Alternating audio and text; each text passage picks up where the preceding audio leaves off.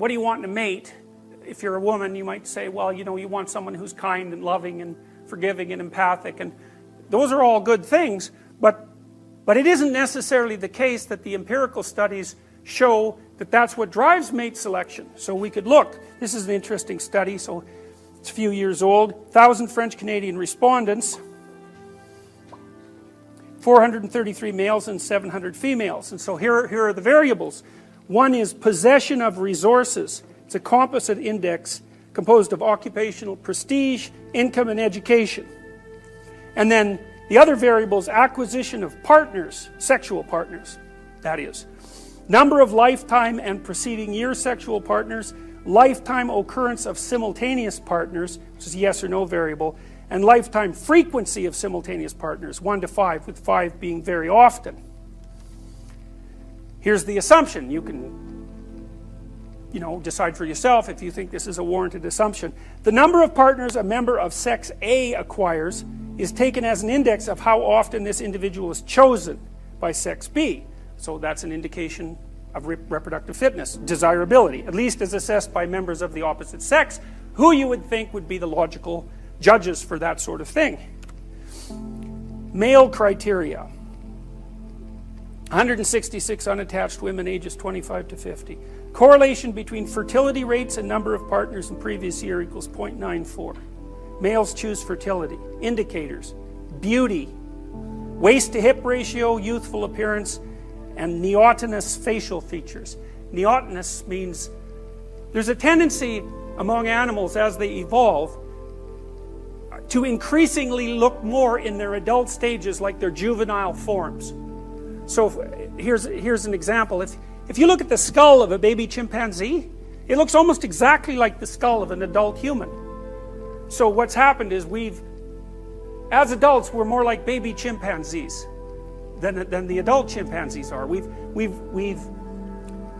maintained a lot of our juvenile characteristics, playfulness, the ability to continue to learn, plasticity, all those things.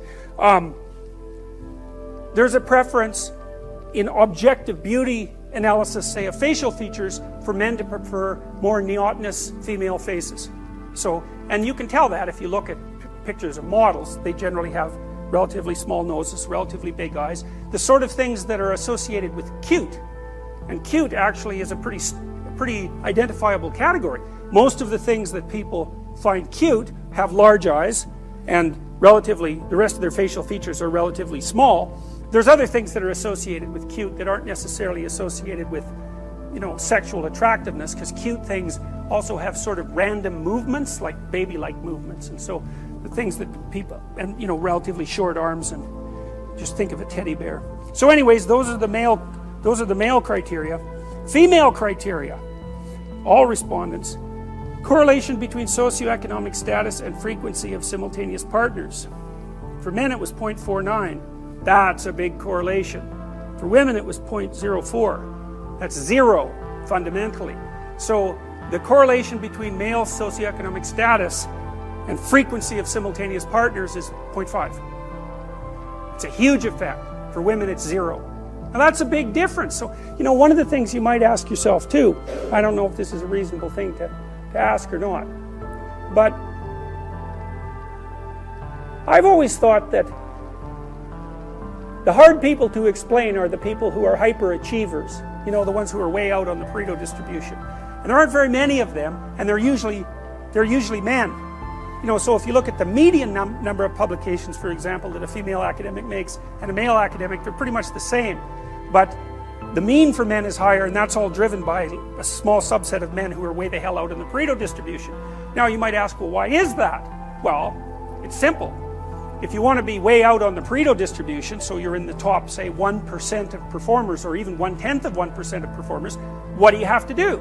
Well, first, having an IQ of like 145 or above, that's really helpful.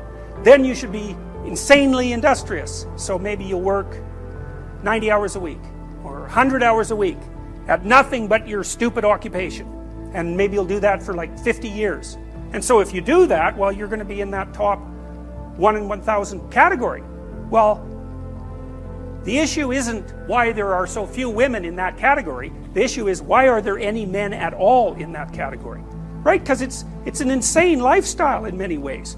You know, it means that there isn't much left there for the rest of your life. You're hyper-concentrating on a single thing. Now, why would men do that? Well, here's a hypothesis. One of the things that drives the probability that a woman will find a man attractive enough to sleep with is his status. So then you can think, well, that's an extra motivational boost for men. Now, whether that's a conscious motivational boost or not is not the point.